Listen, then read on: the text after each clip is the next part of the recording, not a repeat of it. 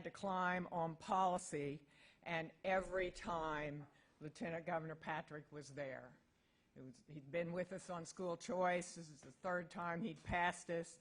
He was in the trenches on fighting the culture war issues, DEI, gender mod, women's sports, drag queens, all of that. The tech advances that we made here, historic, first-time tech advances, there for that, the border, property taxes. He is the guy conservatives in Texas look for leadership. We're very happy to have him join us this morning. Ladies and gentlemen, the Honorable Dan Patrick. Thank you all.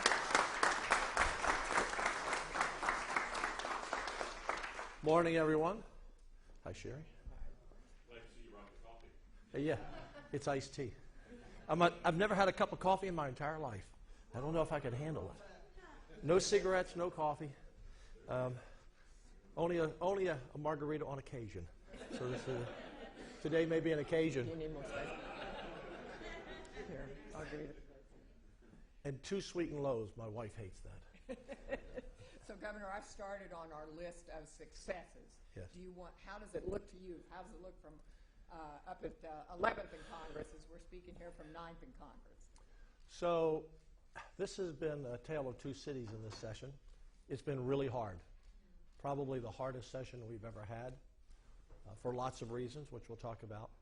At the same time, very successful, extremely successful on many fronts, except a couple of big ones, and that is property taxes, school choice, and a number of other bills which we'll talk about. But I did a little recap this morning of the 30 priority bills that we laid out.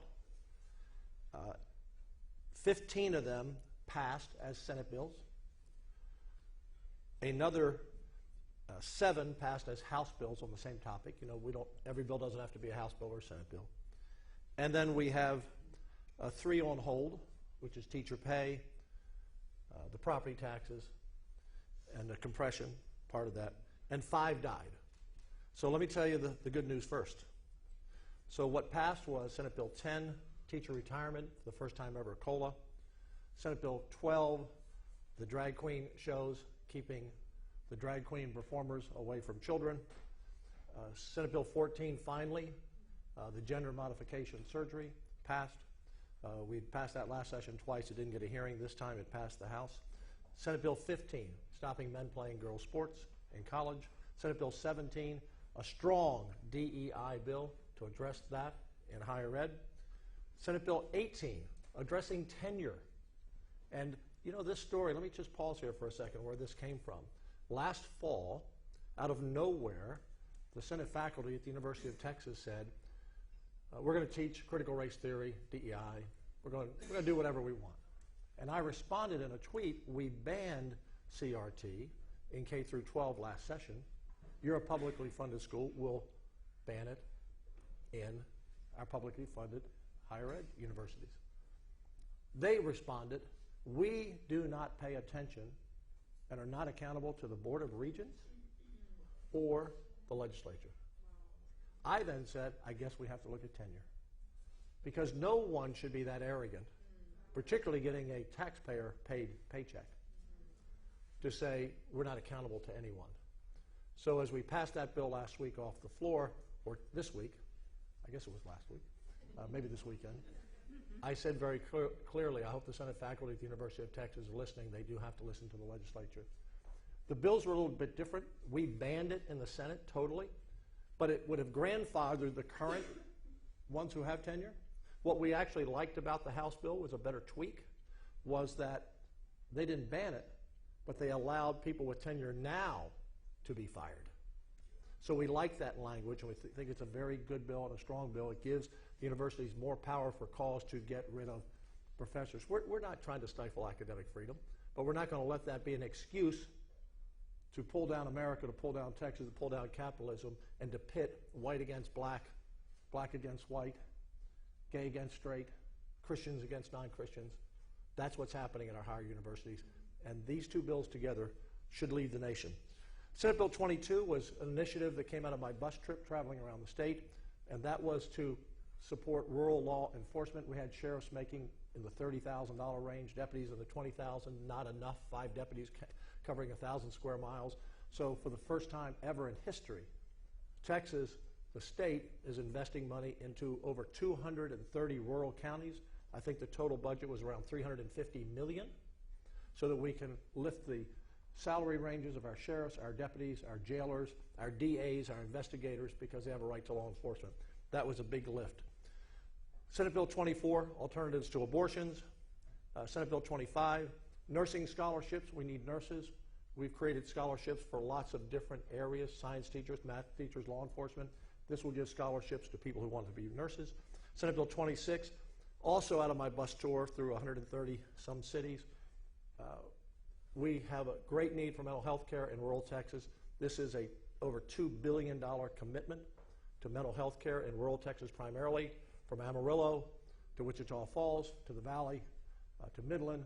We're building hospitals and more beds. 50% have to be forensic, meaning for people who are arrested to have mental health issues. And why 50%? Because the wait list to get in is about 98% forensic. We have so many people with mental health issues backed up in our jails. We need to help those local counties on that. Senate Bill 28, $1 billion into water, because that is what Texas will be focused on in the future as we continue to grow, and now. 29, Senate Bill 29, ending these COVID draconian mandates that counties and cities put on as an excuse to shut down businesses, shut down schools, even shut down churches. And then, of course, our budget, Senate Bill 30, supplemental budget. And then Senate Bill 7 and 8 didn't pass as those numbers, but they passed in the Sunset Bill, Senate Bill 26 and 27. And I'll talk a little bit about that, Sherry, in a moment.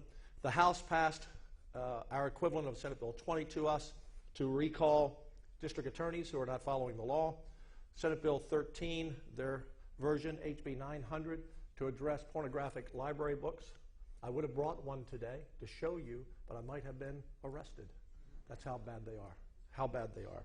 Senate Bill 2, voting fraud, they passed us 1243, but let me tell you what, we increased the penalty, Jack, back to a felony, but the Criminal Court of Appeals, during the interim last session, said that you also have to prove that someone knows they're illegally voting. Usually you don't have to prove the mental state of someone. As you've heard a judge say, ignorance is no excuse to violate the law. So our Senate Bill 2 fixed that so that all you have to be is found voting illegally and not, did you know you couldn't?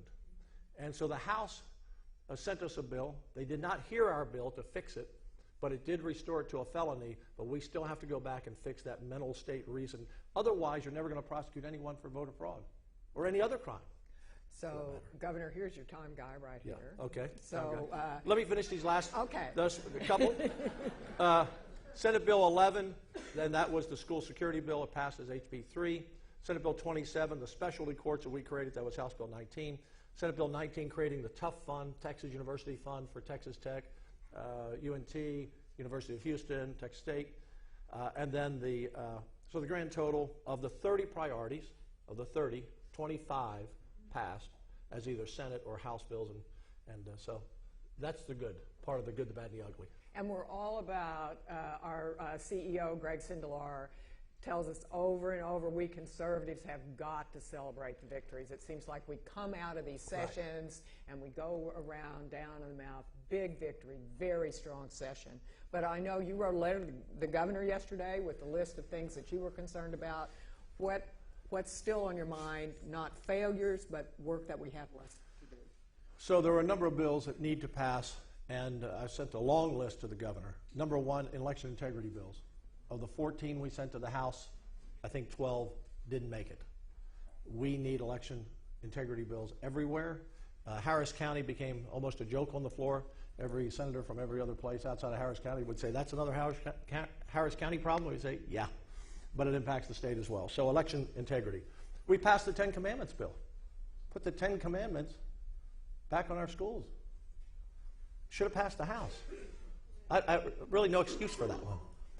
Prayer time back in school, passed the Senate, did not pass the House. This one really flabbergasted me. Virtual schools. Now, that bill was authored and co-authored by Paul Betancourt and Royce West. They spent a year and a half on a commission we set up to improve our virtual schools. And why? Because out of COVID, we learned we had to be better. And that bill was called on a point of order that it was a voucher bill. Royce West does not pass a voucher bill. So that needs to be brought back up. That made no sense at all. These points of order in the House, we'll get to that, were just a disaster this session. No excuse. Donna Campbell had a bill on telehealth medicine. Telehealth is powerful, important, and needed, but we cannot let doctors who are pain pill doctors use it to prescribe dangerous drugs and to people they don't know who they are on the internet. So that bill needs to be restored. And a number of other important issues, like how about border? Because we sent over, they had two border bills, HB 20, and then I think that was Matt Schaefer, and HB 7 by Ryan Guillen. HB 20 got called down on point of order. It got combined with HB 7, came over to us. We wrote a great bill. We sent it back. They sent it back. Another point of order. It's a crazy time. So we have to address the border security bill, the border force, very important. So a number of bills that didn't pass that need to be on the call, and more than those, but those are the key bills. And of course, school choice at some point in time, and property taxes, and those are the bills on the list. So why do you think we're here today? Why did we need a special session? At least, I mean, one, when we were talking about many, what's happened that so many things went awry this session? I want to answer this as best I can. I'm tired of the dysfunction of the House in passing legislation to us in a timely manner, and I'm tired of these points of orders that are called on good legislation like the virtual school bill. I'm tired of it. I have begged and pleaded with the House every session, send me your legislation sooner. This session, once again, we received 1,250 bills with about 3 to 3.5 weeks to go. 900 of those with 2 weeks to go. We can't hear them. It's tough to find which ones are the good ones and the bad ones to pass. Secondly, on April 3rd, we had passed 121 bills. They had passed 7. They spent the entire month of March basically doing resolutions and going away for long weekends. Nothing was done in March. Even by the third week of March, I think they passed 80 bills. We were up to over 300. We had almost all of our 90% of everything that we voted out was to them by the end of mid to late April or the very first week of March, of May. We got everything out. And here's the problem. They don't hear under their calendar Senate bills really till the last 10 days to 2 weeks. And because of the points of order and chubbing, the Democrats have total control of the House chamber. Total control. So we're a Republican majority state, and the rules in the House are set up to allow the minority to kill bills they don't like. And it's just dysfunctional. The points of order on conference committee reports, we've never seen it like that. I mean, you can get a point of order because the bill analysis, someone on the staff made a mistake and wrote the wrong word, misspelled something, got something out of order, and you kill the whole bill. People have worked, House members as well, and senators, have worked a year and a half before session. Various groups, Democrat and Republican, have worked on legislation. And it gets there after hours and hours and weeks of work, and someone says, oh, there's a word misspelled there. Send that back. The only reason the Texas Senate passes the conservative agenda that we do session after session after session is because in 2015, when I became lieutenant governor, the rules were changed to benefit the majority. People get frustrated if they elect you and you go and say, well, you know, the Democrats did this. They chubbed this bill. I mean, you shouldn't be able to get up for 10 minutes and talk about artwork in Italy to kill a bill. That's not what the people expect from us. So I've said to members over there, change the rules. Give yourselves a fighting chance of the majority. Now in the Senate, people say, well, when we change the rules on the blocker bill, we're going to run over the Democrats. I think every session we pass 700, 800, 900 bills every session. And usually less than 25 are partisan bills. Everything else is bipartisan. Bipartisan. 99%. In the House, I have maybe 5 points of order in a year. They have that over there on a bill. You can't function. And it breaks my heart to see good legislation killed because of that. So if the House doesn't change the chubbing rules, if they don't move up their clock, if they don't go to work in March, we're going to be in the same situation as we have been forever. When I talk to the veterans, and I'm now a veteran of 17 years, I guess, I've been around longer than most in the Senate, but those before me say it's been this way forever. And it needs to change. So if that sounds like I'm being critical, I am being critical because it's killing bills that people want us to pass. So if you ever pass a budget out of the Senate, they usually pass unanimously. Yes. Which means that Senator Eckhart and Yes. Senator Hall Yes. are in agreement.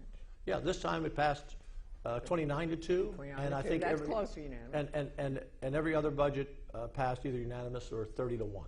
I think this is my 5th budget. We've had, what's that? 5 times 31 is 155. I think the vote is 150-5 total in 5 budgets. We come together. Look, I'm a conservative Republican. Everybody knows that. But we had some good legislation that came off the floor that were not partisan issues by different Democrat senators. They work with us. Here's the deal. When I was a senator and the blocker bill used to be 21, and we never had more than 20 Republicans, meaning the Democrats could block any bill, we would have to go up to the Democrats, even though it was 20-11. We'd have to go up to the Democrats and say, can we pass our bill today? Because bills were on the list. I mean, we're in the majority, 2011. Can we pass our bill today? So what was a practice became abused. And I believe in the House now, what was a practice, bipartisanship, has being abused. And if the Republicans continue to let themselves, and leadership lets the Democrats run the House, this is going to have to change. Because once we changed the blocker bill where we said you can't block us, come join us and help us, that's why we have bipartisanship on all these bills. They bring amendments. They say, yeah, how about this idea, that idea? We like to get bipartisan legislation. It's stronger to send it to the House. But for most of the last 2 weeks, I think Joe Moody and Chia and Trey Martinez-Fisher were running the House, not the Speaker. So yeah, I'm fed up about it. It's time to call it out. That's not what the people expect. And it's not like it was a close call. You and Governor Abbott won by about 1 million votes, didn't you? Yeah, we won by a lot of votes. And look, it's very hard to work with someone who does not communicate. On Friday, about a week and a half ago, I got a text from the Speaker saying, can I come over? I said, sure. It's the first time I've heard from him in 2 years. You'd be shocked by that. I haven't talked to him in 2 years, except to say hi, at some event. I happened to be talking to Ken Paxton before this, this event about the impeachment. But about six weeks ago, I was talking to Ken Paxton about some issue, and I mentioned I never hear from the Speaker. He said, the Speaker's never returned one phone call from me, never had a meeting with me, I haven't talked to him in 2 years. Very hard to operate like that. So when he texts me and say, can I come over? I said, you bet. I should have had cookies. And he came over, and that's the day I took him out on the podium. Hey, I want to work with the other side. I can't work with the other side if I don't know who I'm working with, and 4 or 5 different House members came over and they all say, I'm working for the Speaker. I don't know who's speaking for what. Sometimes they come on their own, and I appreciate that. There's some leaders over there. But it's just crazy that you won't talk to anybody. And let me say one other thing. Let me say this one, Sherry. Okay. We had the governor and I had about 12 hours of meetings over 2.5 weeks with generators to work on the grid. Great in-depth discussions, big generators, new players, all different people that are involved in the grid. The Speaker never came to one meeting. But he takes a position on policy. Well, you haven't been there. You haven't been there. So I don't get it. We're willing to work with anyone at any time, but it's just time to kind of call some of these things out because things have to change. Well, you know, I want to make sure my friend Bob Garrett takes me seriously, so I wanted to ask you about the impeachment. Yes. And the Attorney General, what are your plans in the Senate? So we appointed a committee yesterday to create the rules. It's been almost 100 years since the last impeachment. So we have to go back and look at the rules. Not much precedent. I mean, there's some. But times have changed in 100 years. But beyond that, that's all I can say. I will be presiding over a trial. It will be a fair trial. I'm sure there'll be witnesses. I mean, I don't know what the House will present. I don't know what the Attorney General will present. But my guess is there will be witnesses, and they will be put under oath, and they will be cross-examined, I'm sure, by both sides. And it will be a regular trial. And at the end of that trial, once the facts have laid out, the senators will vote. And to all our friends in the media, I guess I got one or two out there, to all of our friends in the media, don't ask me any more questions because I can't answer them. You know, look at me like a judge before a case, and look at our senators like that. Be respectful of their space and time. This is very serious. These are very serious people, and the Senate is going to do our job in a professional way. So now we're in a special session. Got Yes. the call last night at 9 o'clock. Yes. So property taxes and border. Yes. What do you think? I want to talk about property taxes because it's a really big issue. I'm going to get up if I can because I think we have some slides. Clint, if you can, first of all, before we pull up the first slide, is it going to be here, Clint, or over there? Over here? Oh, right behind me. Okay. Go ahead and pull it up. When we were negotiating on property taxes for the last 5 months, the House was at appraisal caps and compression. We were at homestead exemption and compression, and we kind of couldn't get unstuck. So when the Speaker came over that Friday a few weeks ago, again, I was grateful that he came over. He came over to talk about school choice. He suggested that we put legislation in HB 100 to try to put a package together. I appreciated that, but we talked about this. And he said, you know, my focus is on businesses, small businesses. That's my focus. Small businesses. And so I said, okay, here's some ideas. So this came a few days later. There are a couple of things we could do to try to break the logjam. We could end the reporting for no tax due franchise tax because there are, this is an amazing statistic, there are about 2.6 million businesses in Texas. Only 166,000, Bob, pay the franchise tax. 166,000, because most are sole proprietorships or have other, or never actually operate even if they follow charter. So there are 1.7 million businesses that don't owe any tax, but they have to file. So let's get rid of that. That's ridiculous. Cost them a couple $100 just to say I don't owe you any money. Number two, we could double the no tax due, because right now if your revenues are under 1.25 million, you don't owe a tax. If we just doubled it to 2.5 million, we can take out 67,000 businesses. It was a cost of a couple $100 million a year to our budget, that's all. So literally, we could knock 40% off franchise payers off the rolls. Number three, we could cut the franchise tax another 10% on top of the 25% we did in 15. That would save business $1.2 billion. Or we could increase the personal property tax exemption. Now, if you don't own a business, you don't know what this means, but you have to pay tax on everything that's in your office, but you know, your desk, your phones, everything else. Let me get out of the way, Bob, unless you want a photo of me for the album. So those four ideas I laid out. Not interested. So if you're interested in saving small business money, any of these four directly save them more. Let's go to the next slide. No interest. So, we're coming back here. So they were talking about a 5% appraisal cap. And you know that almost every organization came out against it because it distorts the market.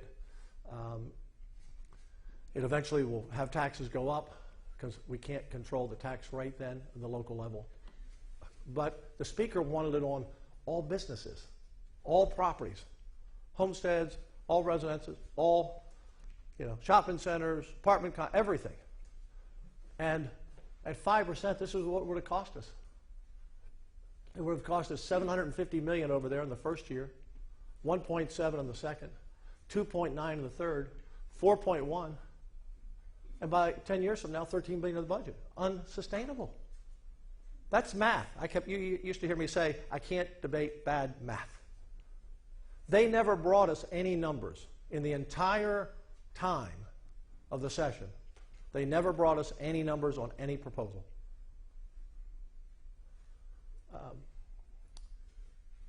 Let's go to 8%. So the 8% appraisal cap, because when we were meeting the other night with the governor, the speaker said, can we do 8? And I said, maybe we can do 8, but only on homesteads. Don't want to do that. Don't want to do that. It doesn't really impact homesteads. But he wanted to do 8% across. He said, no, I got to have it for everybody. Everybody. 8%. It still costs us $12 billion to the budget. It's unsustainable. I asked him in that meeting, with the governor sitting there, who would pay for this? He said, well, the school districts would just have to spend less money. And I thought, try to sell that one. Try to sell that one. And just wasn't practical. So he wanted to help small business. We gave him 4 reasons to help. We showed him his math didn't work. And at the end of the meeting, he said, if I can't get it for everyone, then I'm out. And I said, well, our offer's off the table. And he said, well, I'm going to take homestead exemptions out. Now remember, they had just passed 147-0 homestead exemptions in the bill they sent us. Now, I couldn't figure out, why is he so hooked on this 8% for all businesses cap, which, by the way, the Texas Association of Business, the Texas Association of Manufacturers, the realtors, commercial realtors, none of them wanted it. They don't want it because it'll destroy the market. I couldn't figure it out. And one day he said in one of those meetings, he said, I own a lot of property. Not that it's about me. Now, anytime anyone says it's not about me, it's usually about them. If you go to Phelan Investments online, they own everything for decades. Proud to say, 4th generation of owning property. If you have a cap on property, the taxes go through the triple net lease. But when you can hold your value down and hold property for decades, and you sell it one day, it's a whopping profit. Now, I'm not saying he was doing that to benefit himself, but I could never figure why he wanted to do that. And he'll say, well, it just brings my rents down. Well, yeah, if you bring your rents down, well, that means the taxpayers are helping you keep your rents low so your buildings stay full and your shopping centers stay full. So we didn't do that. I'm sure he's watching now and steam's coming out of his ears. I'm just telling you, I couldn't figure it out until he said it. Let's go to the next slide. So let's look at the $100,000 homestead exemption. That's what we had. We had $100,000 for seniors, $70,000 for everyone else, and then the House went to $110,000 and $100,000 for everyone. We loved it because look at this tax relief. By increasing, because we're now at 40, increasing it to 100, the homeowner at $100,000 saves about, let's just round it off to $700 a year. $700 a year. When you multiply that out times 5.7 million homeowners, times about $700, look at this. Bob Garrett, $116.9 billion in property tax relief with a homestead exemption that does not distort the market. And 40% of those homeowners, or seniors almost, they weren't going to benefit from any appraisal cap.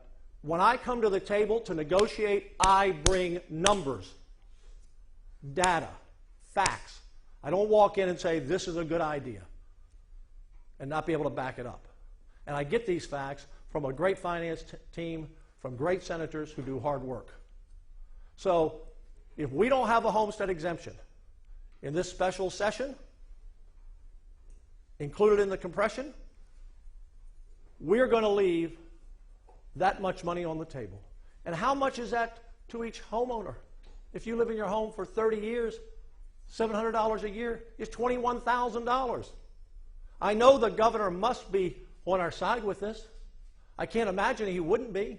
I can't imagine the governor will say to 5.7 million homeowners, you're not going to get a homeowner's exemption. He has on the call, compression is fine, but it can't be the whole thing of 17 billion. Let's go to the next slide.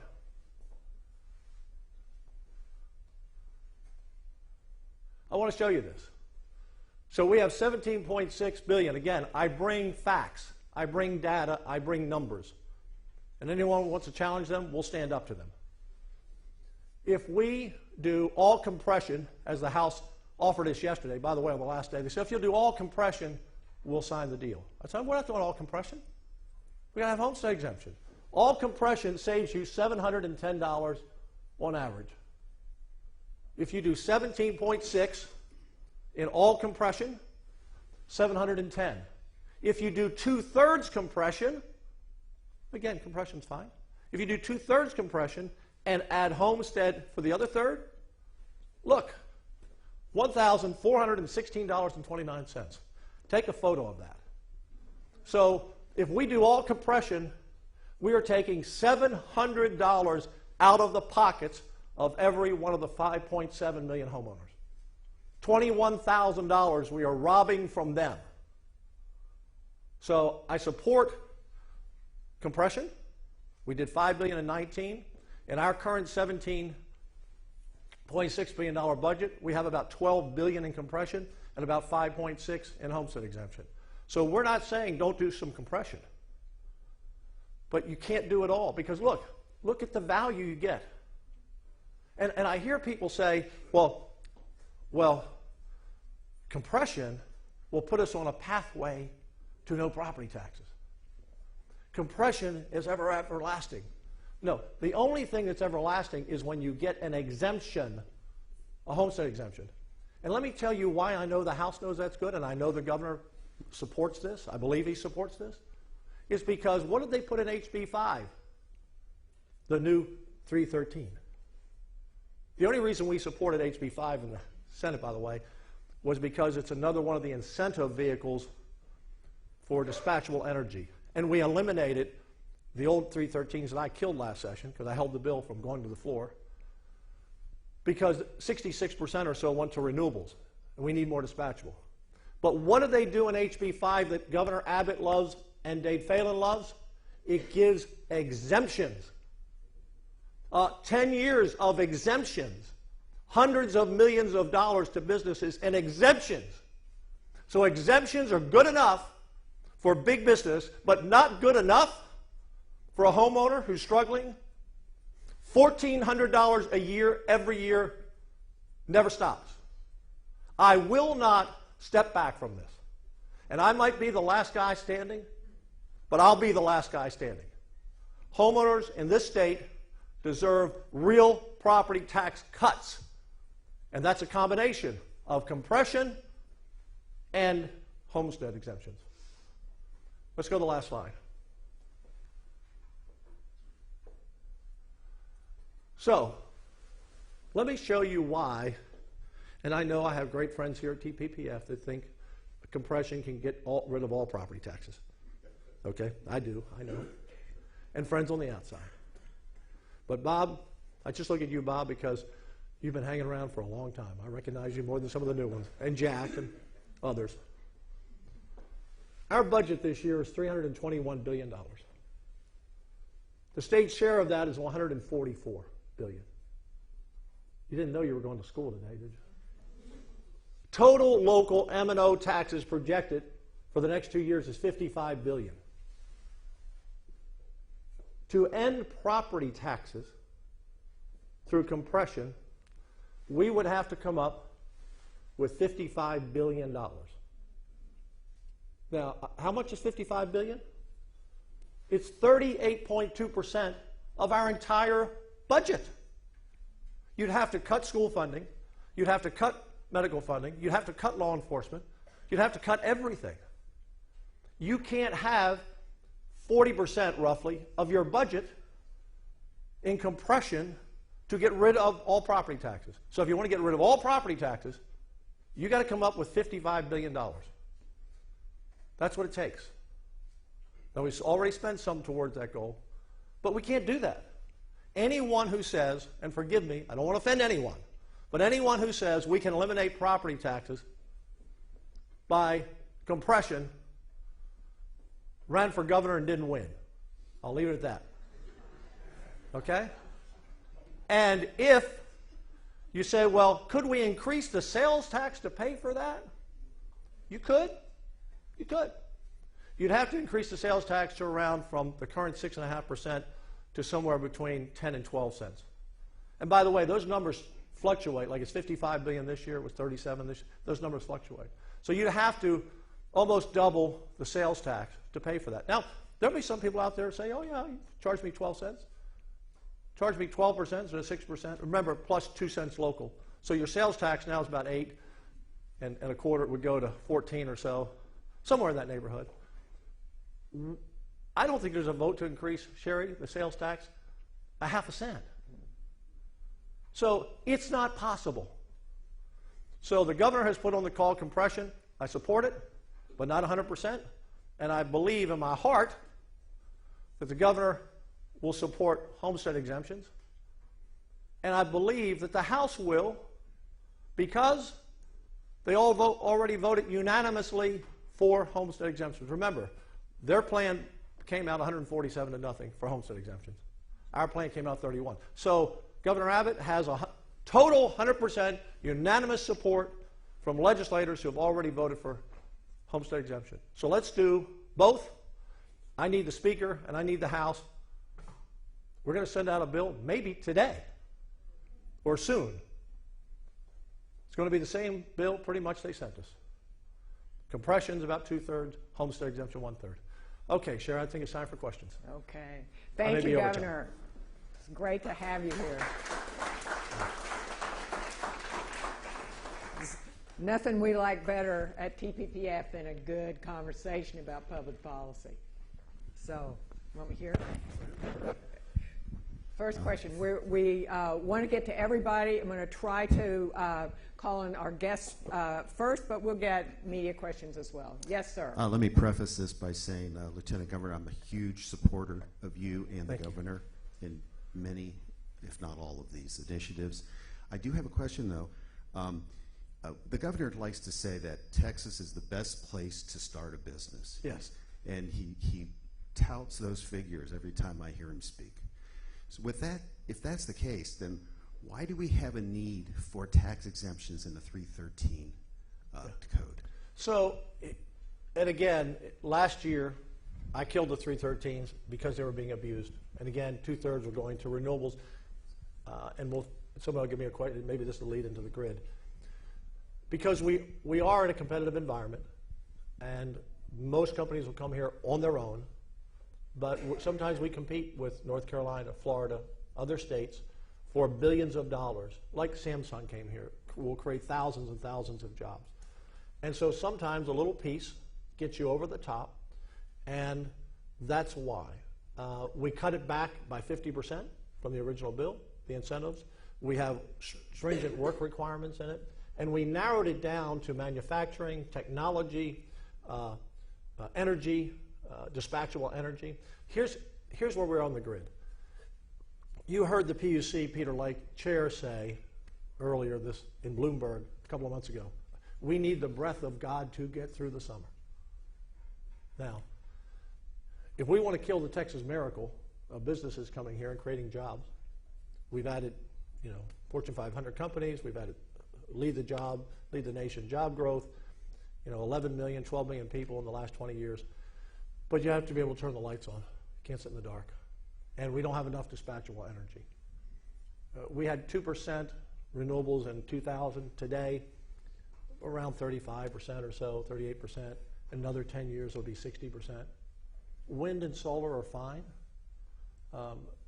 as long as the wind's blowing and the sun's out. Our need for dispatchable energy, coal, nuclear, which is declining, and nuclear is holding steady, coal's declining, is natural gas primarily. There'll be other technologies coming online. We need 75 to 80,000 megawatts of power. We don't have it.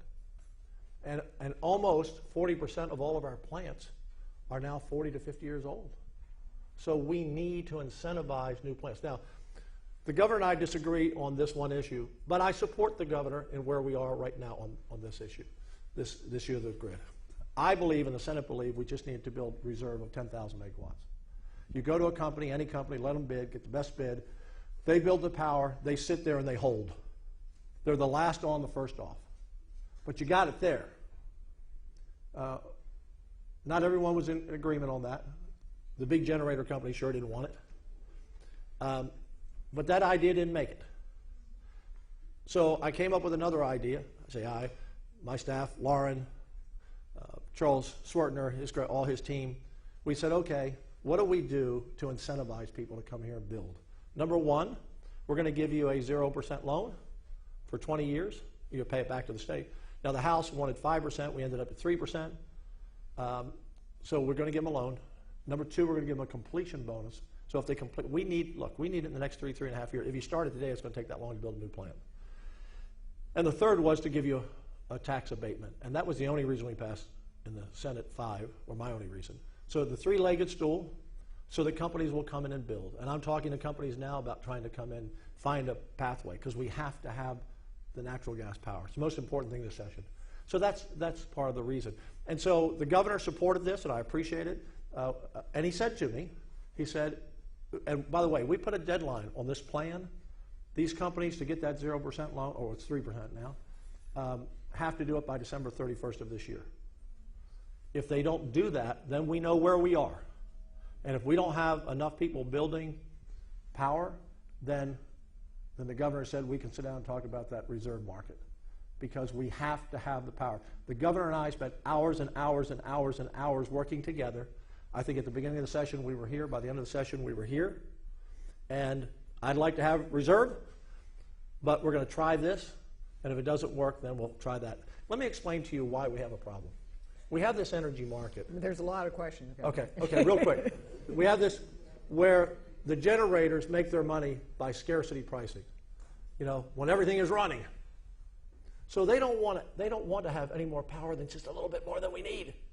That's why they were against the reserve. And so they even tried to kill the bills we had. Todd Hunter did a great job on the floor. If you want to be entertained, watch that from last week when he took on the generators. I get it. They have to make money. I got it. But we have to save lives and keep our economy going. So that was the reason. So. Next question. Sorry about that long answer. Bob. Oh, Bob. It's Bob. Oh, it's Bob. You're jumped over to the media side. Okay, Bob, go ahead, Bob. Okay. Also a guest. Public school advocates, Governor, say that it would take $1,000 more per student, or 17% more, to make up for inflation since the historic school finance overhaul of 2019. So why is $17.6 billion for property tax cuts affordable when it's not affordable to put in money into the school formula that would guarantee teachers a permanent pay raise? Yeah. So since I've been Lieutenant Governor, Bob, we put more money into public education than ever before. We put $11 billion package in 19, as I recall. This year, now since 100 didn't pass, and in some form that will probably pass later, we want teachers to have a pay raise. Already, though, we're putting about another $9 billion in this year to public education. So we continue to put money in, and yeah, it sounds good. We need $1,000. Well, the total now is, I think it's around 6,200, 6,400. I forget the exact number now. A lot of numbers in my head. You just can't take it up to 1,000. It would have cost us billions and billions. Marion, do you know how much that would have cost us? You're my okay, but it cost us billions and billions of dollars to do that. So it just wasn't practical. And by the way, some of those school districts, by the way, that are complaining, they took all the federal money and hired people with it. It was one-time money. I mean, I've heard from a few schools, I got to lay off 400 people. You shouldn't have hired them. It was one-time money. And so they put themselves in this predicament. We have funded schools a significant amount, and I've learned a long time ago, no matter what we did, if it were 1,000, they'd want 1,500. It's never enough. It's never enough. But look, we put a lot of money in the school fund. Do you think you've done enough, though, for the teacher retention crisis? That's a real crisis. Yeah, no, it is, but teachers are leaving not just for the money, Bob. They're leaving because there's chaos in the classroom. They don't feel safe. They're leaving because they're told to teach some things they don't want to teach about sexuality to kids in the 3rd grade. They don't like the pornographic library books that are in their school library, and they're under a lot of pressure. My wife was a long-time teacher. My daughter-in-law was a teacher. My mother-in-law was a teacher. I have my teaching degree. I never taught, except student teaching. Teaching is the most noble, important profession we have because it builds the next generation, and we need to attract. But we've increased the salaries. We raised the teacher salaries on average about $3,000 or $4,000 or $5,000 the last 5 years, depending on what district you're in, some more. This session, we put a $2,000 or $3,000 across the board raise. I forget now, 2 or 3. And in rural Texas, where there's about a $6,000 or $8,000 difference, we gave them an extra $4,000. And we have done that. The bill didn't make it. House bill didn't. House bill. You know, I can't help it if Ken King will kill a look. Ken King killed the teacher. Let's be very clear. The House killed the teacher raise bill and funding because they wouldn't pass a school choice bill, which 80% of Republican voters in Ken King's district support, and people all over the state support. So we didn't kill it. Next question. Yes, sir. Hey, Jack. Thank you. Thank you, Governor. Just going back to the whole property tax issue. You talked about how you really favor homestead exemptions, and the CEO here, obviously, at the Public Policy Foundation, came out all favor of compression. You mentioned or you referred to Don Huffines, but they're not saying to reduce, eliminate property taxes all in one swoop. They're saying do it gradually. And so I'm wondering, why is that not a good idea? I mean, are you saying that you don't support eliminating the property tax? Jack, did you remember my slide? $55 billion, Jack. I'm not going to. But that's, and I'm by the way, gradually. Okay, Jack, you can't get there because gradually it keeps growing, by the way. Depending on the year, it's going down a little bit this year because we put a lot of money in. You can't get there. And by the way, homestead exemptions are permanent. They're in the Constitution. They're there.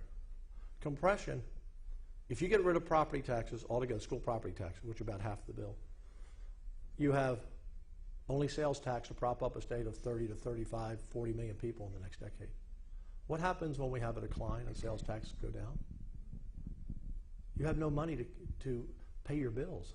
You can't be a one-legged horse, And so we don't have an income tax. We don't ever want an income tax. We put a stake through that heart of that issue, Jack. But you cannot, and you saw the difference. It takes so much compression compared to the homestead exemption. So you saw up there, so for $5.8 billion in homestead exemption money, you get double what you get for $12 billion of compression. So it's good to do it. It helps. And the reason is the homeowners, look, when you do compression, everyone gets advantage. Businesses, small business, big, it's good for everybody. But the homeowners we have to focus on because the businesses, they'll absorb some of it, they'll pass some of it on, they'll hire a lot of accountants to address it. But we want business, we're big business, we want business, and compression is good to help everyone. But to help homeowners who work at all those businesses, and will ask for a raise every year because they can't pay their property tax. By the way, what we did in 19, Jack, on property taxes is working. Houston Chronicle, I don't know if Jeremy Wallace is here. Is Jeremy here? But Houston Chronicle, they said for the first time in decades, property taxes have gone down. All over the state, property tax, even though appraisals went up, because we broke the appraisal off from the final tax bill. People look at their appraisals like they used to, like that's their tax bill. That's not their tax bill anymore. We stopped that.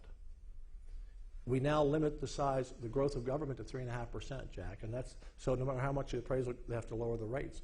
And so that's another system. That's another reason we didn't want to go to appraisal caps. It would have destroyed what we've accomplished. The governor signed. The speaker actually voted for it back in 19 when he was a member. It's working. But Jack, you can't get there on only compression because that's our revenue sales tax law. You take that away, you can do it, but you have to increase the sales tax dramatically. So you can do it, but you can't have one revenue source because if that dries up, it's gone. And by the way, compression, that's another thing I read about. It's lasting. We can take that compression away in any budget. If we come back, now we won't next session, I don't think, because we got a good reserve, but we come back one budget or years from now, 5 or 6 years. Look, we had a downturn in 11, we had a downturn in 17, we didn't have any extra money. You come in here in a bad budget year, you know what they're going to do? They're going to grab that compression, take it back, and your taxes are going to skyrocket. That's why you do a little bit of both. Compression, I'm not anti-compression. 2/3, I signed off on that. I agreed with the House on that. We increased our compression by $2.6 billion. But you have to have both. If you do that bill under the current proclamation, you can't pass it, right? Sure. Yeah, the governor. Yeah, what do you mean we can't pass it? Doesn't he have to add homestead exemption? No, the governor can put on the call. He doesn't write legislation. So he can veto it. Look, do you think the governor's going to veto a homestead exemption? Now, I'm not worried about the governor signing it. The House has got to pass it. The House has got to pass it. You know, no, I don't know poison pills, no excuses. You saw up there, if we don't pass homestead exemption, then that's literally taking I want to make that the headline. No homestead exemption, you've lost $20,000 over 30 years of living in your home. $20,000, $700 more a year. $700 more a year. Next question. Other questions? There's this lady over here. Yes, ma'am. Hi. Hi, Laura Davis with Texas Parents United. Yes. I want to thank you from the bottom of our hearts for supporting the HB 900. I don't think the typical Texas adult realizes to what extreme literature and schools had gone to. And I was wondering, in regards to gender studies, we're in Leander, Texas, and we just had a video where a teacher in the 4th grade was talking about how she talked about gender studies with the little 9-year-olds. Yeah. And I just wanted to see if you knew that that was an issue. And You know, the parents, and I've gotten a lot of material from a number of parents around the state. You all are our canaries in the cave. You know, we have 8,000 campuses, roughly 1,200 school districts, 5.5 million kids, 360,000 teachers. We don't know unless you tell us. And I will tell all of you, and that was a good bill by Jared Patterson. Angela Paxton had SB 13. We tried to get them both together. They said it would go down on a point of order, so we didn't want to kill 900, but that's what we were waiting for, to try to make them both work, because they did a little different things, but Jared's bill is a very good bill. I thought this was okay. Okay, are the books really that bad? There's a book called Let's Talk About You. Literally, I've been wanting to take it on one of my Fox appearances. I don't know that I can show it. And this is books the kids have in middle school. There's a page in there that talks about showing our children how to go to pornographic websites. They talk about pornography as sweet and sugary. Pictures that I can't even show my female staff, but yet it's in our schools. And this is why the Ken Kings of the world need to stop school choice from Texas. The #1 issue today that people say in a national poll of wanting school choice is because they don't like that being taught to their children. We don't want our kids. I got 8 grandkids. I don't want them in the 1st, 2nd, 3rd, 5th grade seeing this filth. Look, there's a real left woke agenda out here that I think is anti-family, confusing to kids, and we've seen it grow and grow, and we have to fight back. And so, thank you for being one of the moms on the wall. There's a question in the back. Governor, I'd like to ask, so the governor, one of the human smuggling is on the Yes. special session agenda, and it doesn't speak specifically to the border. It talks about human smuggling, and I presume that's across the state. Yes. And I equate that to human trafficking. I Yes. was just curious if I do that. too. Okay. Could you speak to what you see as potential issues that could be addressed during the special session on that? So I'm sure the House will send us some good work. We'll send them some good work. House Bill 7, which was kind of came out of House Bill 20 that went down a point of order, called for a border force. The disagreement in the House is they didn't want it under DPS or the Texas Rangers, and I said, wait a minute, what are you guys talking about?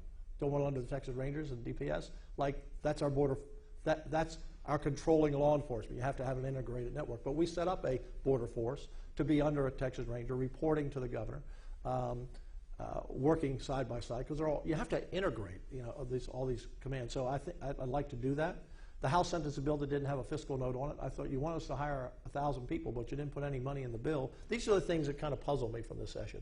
You send us a bill to hire 1,000 people and form a border force. And you know what that bill actually said? If they needed something, just go grab it from DPS. You need a plane, go get a plane. You need a car, take a car. I mean, it was a crazy bill. So we fixed it. And we sent it back. Oh, no, we don't want it because we don't want a Texas Ranger in charge of our border force. Excuse me? Okay. So border force, we need clamping down on smuggling as best we can. The child it's modern day sex slavery, and this president allows it to happen. Fentanyl, we know all those issues.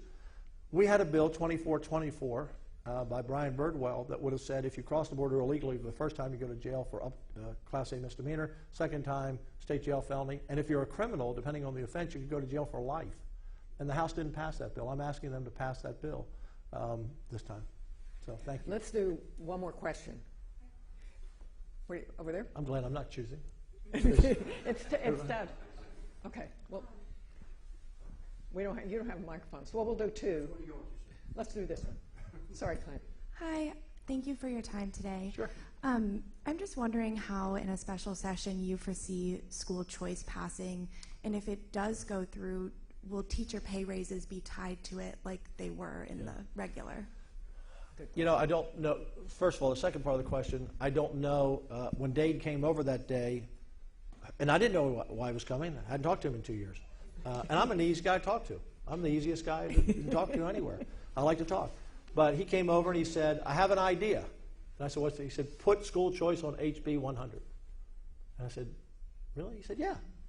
We can get it all done. So let's try it again. There's no reason. Look, I think there was a button that they're wearing over there, Ken King, 24 people against school choice. If you're a House member and you're killing school choice, well, then don't punish the other, 5.2 million students and parents in the state because you don't want it. Bracket your district out. Bracket your counties out. And guess what? They're going to hear it from the parents and say, what'd you do that for? So to those 24 anti-school choice Republicans, just bracket your school districts out. Just bracket them out. See if you have the courage to do that. Because they're going to get hell from those parents. Say, what about us? These are primarily Republicans who have an attachment somehow or another to the education system. Not 100%. They were on a school board. They worked school. And look, a senator has 1 million people. And so if there's one pocket somewhere on any issue that's unhappy with them, it's a broader view, and they can absorb some hits. But you're a House member. You're going to hear from a lot of people in a smaller area, and I think some worry about their election. But they're listening to the superintendents. They need to be listening to the parents. So I don't know how it will come out. But Well, this guy over here, Erica. Yes, thank you. Lieutenant Governor, I wanted to ask you, the words that you kind of used at the beginning of this were, it's a tale of two cities. Yeah. And I don't know how much you were watching the House floor yesterday. There was... I wasn't. I figured. You were a little bit occupied. We were busy. There was a moment where essentially a big bipartisan group honored Speaker Dade Phelan and called him, I believe the words used were the best speaker they had known. Yeah.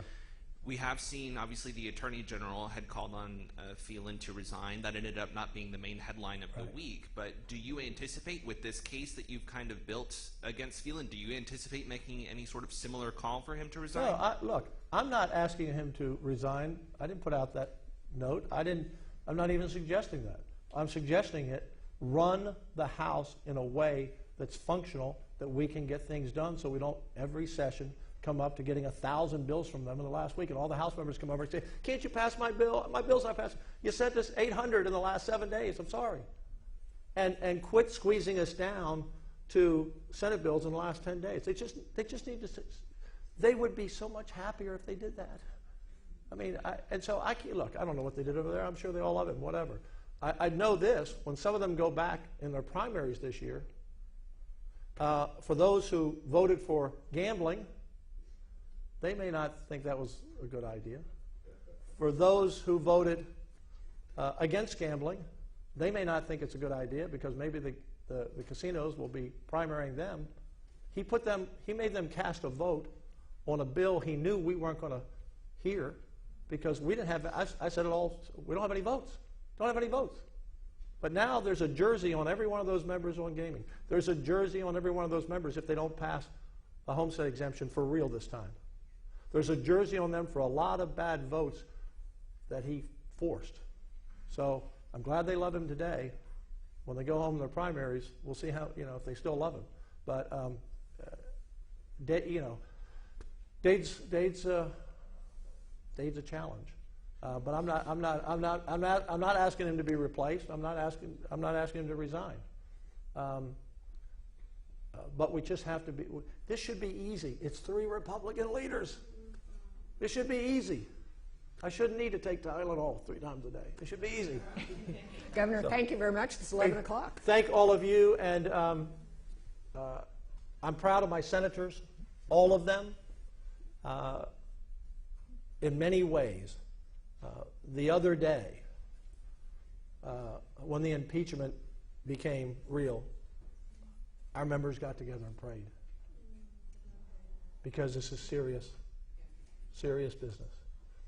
Sunday, the only Sunday that we're in session, the last Sunday, we had a church service. I started this 3 years ago on the Sunday, and the members come and they pray together and they sing, and then we went out on the floor and we held hands and we said the Lord's Prayer. Republican and Democrat in the Senate. I have some wonderful, wonderful people to work with. They're smart. They work hard. Both parties, many members are really Christ-centered, strong in their faith, and it allows us to make the tough calls. It allows us to do the work. And the House also, I know, have many strong people of faith as well. But I'm proud of my Senate. I'm proud of the Republicans. Brandon Creighton, Charles Swertner, Joan Huffman. I go down the whole list. Man, Paul they put in Bettencourt, Paul Bettencourt. They put in all 19 of the Republicans and the Democrats. Look, we just don't have this chaos of points of order. We don't have this chubbing thing. Our Democrats get up and they debate, and maybe they debate for an hour. They have a chance to say what they want to say. But we don't have this chaos.